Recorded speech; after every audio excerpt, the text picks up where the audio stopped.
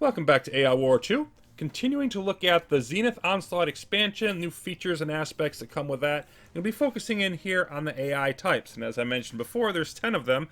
We're going to look first off at a few of them that really vary their impact a lot based on what galaxy map type you're going to select. And these are the Aedile, the Praetor, and the Reservist.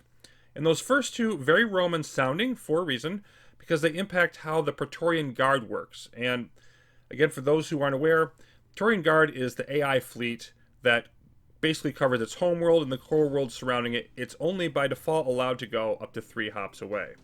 So for this demonstration, I'm using the Honeycomb map, very interconnected map type, and a slightly small number of planets. Generally 80 is considered the default, although more and more players are liking to play on maps of the smaller side these days.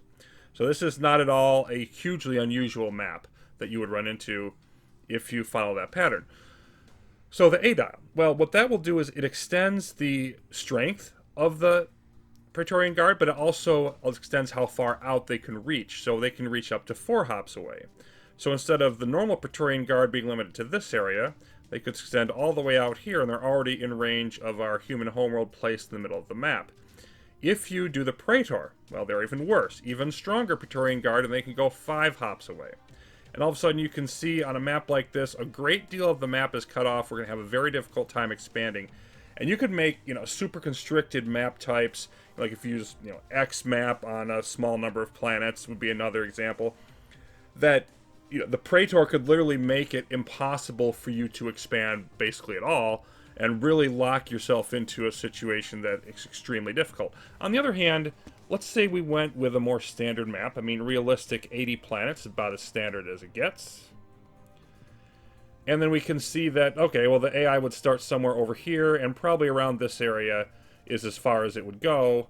And then we would still have this whole area over here to expand. So the Aedile and the Praetor, not going to affect us that much. Now, the Reservist will shine the most on the opposite type of map, like the Spiral Snake. And you can see here, like if we have the Aedile or the Praetor, they're going to come out a few hops from whichever end they start at, but most of the map isn't going to be impacted by them. The larger Praetorian Guard would hurt us when we went to take the AI homeworld at the end of the game, but other than that, it's not going to affect the rest of it too much. What Reservist does is it gives stronger CPAs, which, okay, that's definitely something you got to watch out for, but it also lowers how far you can expand without having a deep striking response, which is typically you can go 4 hops away. The 5th one raises the possibility of deep striking, so from Latner we could come out here, but this would trigger a response. And same way over here, come out here, that would trigger a response.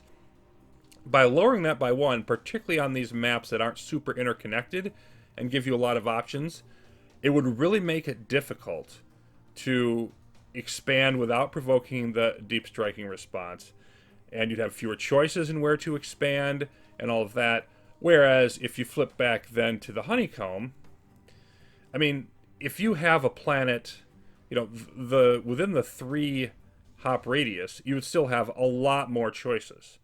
So those 3 really going to vary a ton based on the map that you choose. This is a very early game scenario, just taking over the first planet we might want to conquer, and we're going to look at what the Vengeful AI type does. Another import from Classic. And as soon as we destroy anything, we will get to know Vengeful. Sensors detect an exogalactic strike force heading for our home planet. The echoes of that will live on. There we go, there's another one. What are they doing?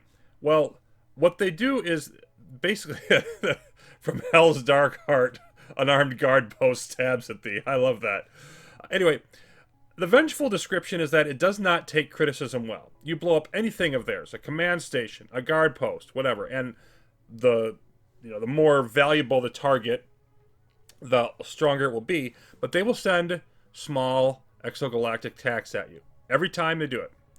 So it literally is vengeful. You do anything that ticks it off, and it will be displeased. See what happens when we blow up this command station? Boom! Okay, yes, the echoes of it will live on, and it's going to attack us again.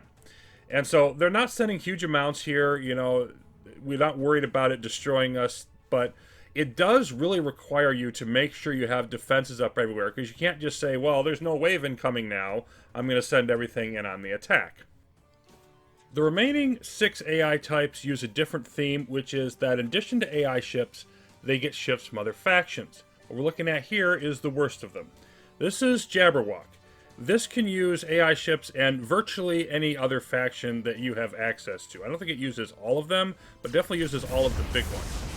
Scourge, Nanacost, Zenith, you name it. Spire, they can all go in here. And the types that they have in this particular wave that they've decided to hit us with are Mutations and Deviants, which are Nanacost ships, along with the normal Grenade Launcher Guardians. Now, people who have played out full games against the Jabberwock AI in testing have reported that it's about 2 difficulty levels harder than normal. In other words, if you're playing on difficulty 8, it feels like 10. Now, that might be an exaggeration, but it's not much of one. This is probably going to be the hardest AI type in the game now, and it also is one that they may even end up putting a new category beyond brutal form, although it's currently labeled as brutal because that's the highest classification they have. Now, for the other ones that they have, going back down a little bit lower, there is Gladiator. And Gladiator just gets Zenith Architrave units plus the AI ones. That's it. That's moderate. Then Ragnarok is hard, which is Dark Alliance ships, Dark Spire plus Dark Zenith, along with AI.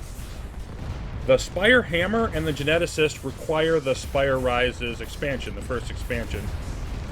They have, in the Spire Hammer case, they get Spire ships. That's a hard level difficulty. The Geneticist gets the Scourge, and that's a brutal level difficulty. And then there is the Beast, which just gets Nanacost plus the AI. That's also brutal. And then again, Jabberwock gets them all. So that's the remaining set of AI types that are coming with the Zenith Onslaught expansion.